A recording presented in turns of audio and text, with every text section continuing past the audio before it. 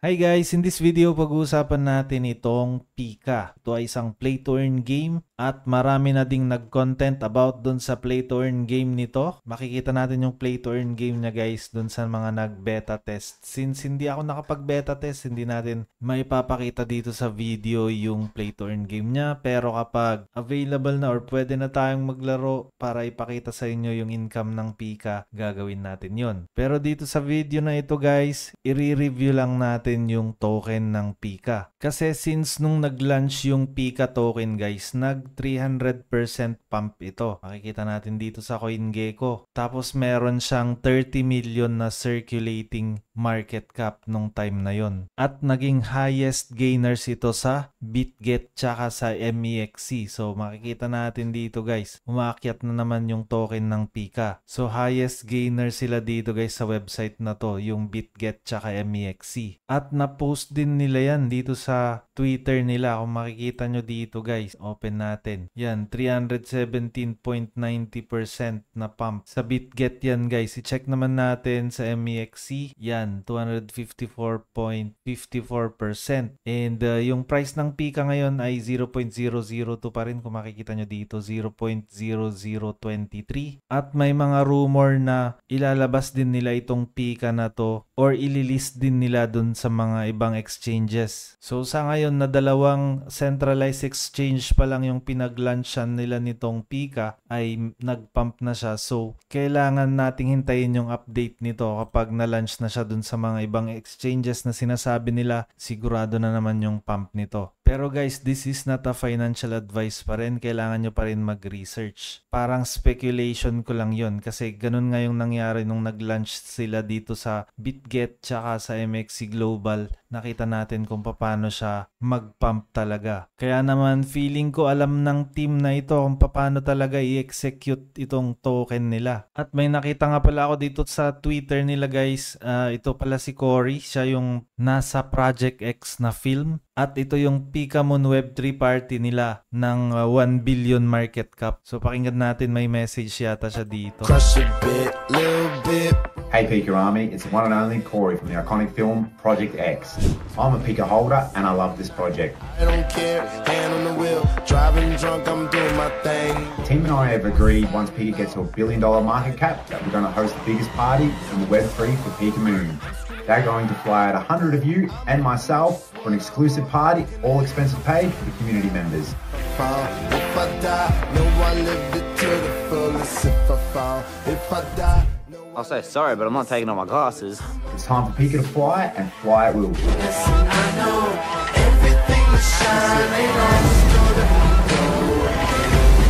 Wrap in your legends.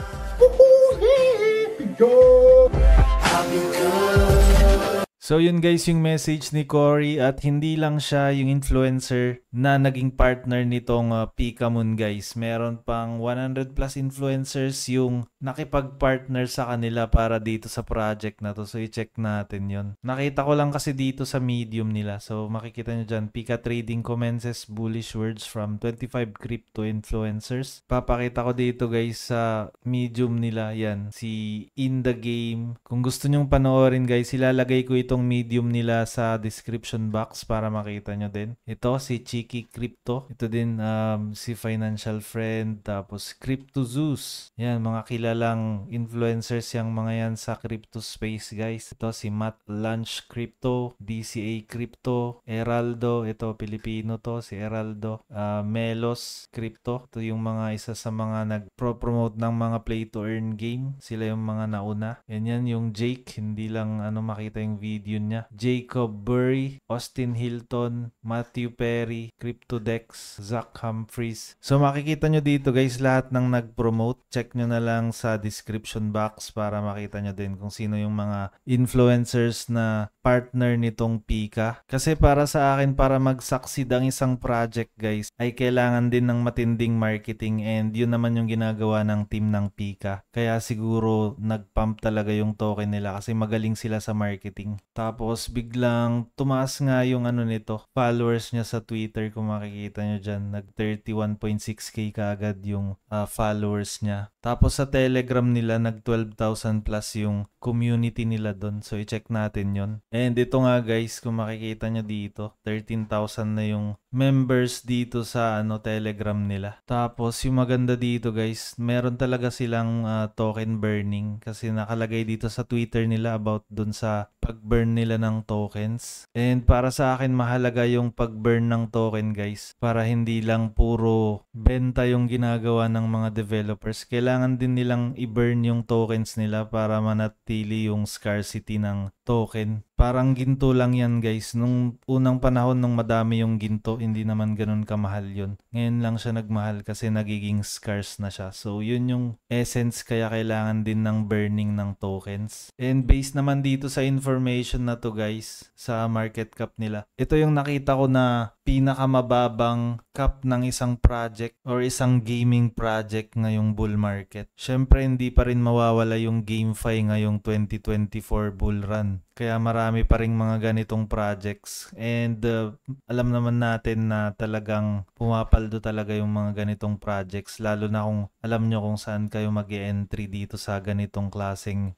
gaming project. At yung maganda dito guys, kung makikita nyo sa website nila, yan, partners nila, mga Yahoo Finance, ganyan lang. Walang mga VCs or yung mga ventures. So ibig sabihin, hindi masyadong babagsak yung token nito. Kasi yung mga ventures guys, yun yung mga investors na nagve-vest monthly or depende sa vesting period ng isang project kung quarterly man yan or annually. Pero dito guys, makikita natin na wala silang ventures. So hindi babagsak yung token nito kasi walang mga magve-vest or walang mga magte-take profit every month. Ini-airdrop kasi yun guys kapag investors sila sa isang project, lalo na yung mga malalaking ventures. Malalaking amount lang din yung ipaprofit nila monthly. Kaya dito naman sa Pikamun, nakikita natin dito na walang ventures. So, kapag bumagsak man yung token nito, hindi siya kagagawan ng investors. Alam na natin kung sinong may kagagawan. Kaya, do your own research pa rin sa mga ganitong projects. And yung lagi kong advice kapag may chance na mag-ROI kayo, ROI muna guys bago kayo mag-hold. So, kunin nyo muna yung initial investment nyo tapos kahit